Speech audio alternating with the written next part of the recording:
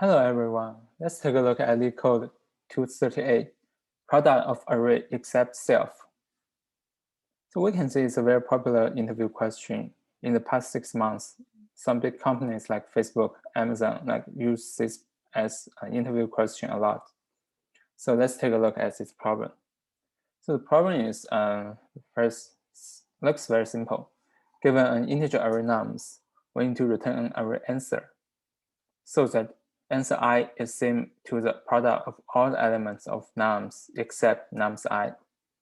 And the product of any prefix or suffix of nums is guaranteed to fit in a 32-bit integer.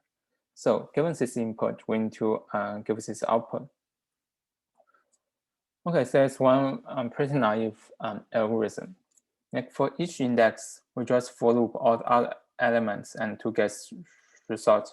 And we know for this naive algorithm, the time complexity is O(n) squared.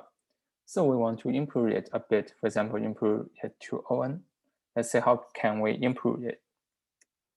Some people may think like we can just keep the sum or keep the product of all the elements in this array. Then for each index, we can just divide by that number. It seems okay, but we cannot ignore that there may be some elements that are 0. In this case, for example, in this case, all the product will be 0, and we can also we can divide by 0.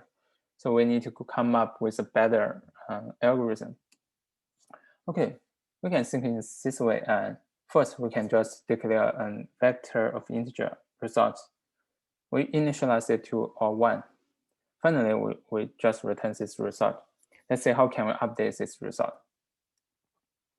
At first, we just iterate from left to right, and we want to make that for each result, it's the product of all the elements before its current element. For example, for 3, the product before 3 is 2, so it's 2. For 4, the product before 4 is 6, so this is 6. So we just use this formula to update our result. So each result is a product of all the elements before the current element. Next step is to get all the products after this element and multiply the result. Then we can get our result. So we just keep a local variable, temp. At first, temp is 1. So we just for loop from last to the beginning.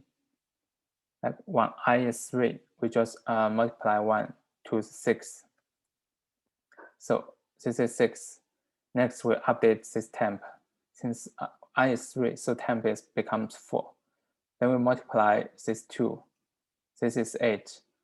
Temp becomes 12 since this is 3. Now we multiply 12 for this element. It becomes 12 and temp becomes 24. Okay, at last we multiply 24. So this is our final result.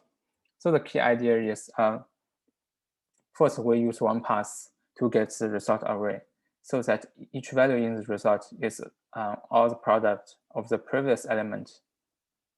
Next, we just use a local variable and maintain the product after the element and multiply the result. Then we get our final answer. Okay, that's it. See you next time.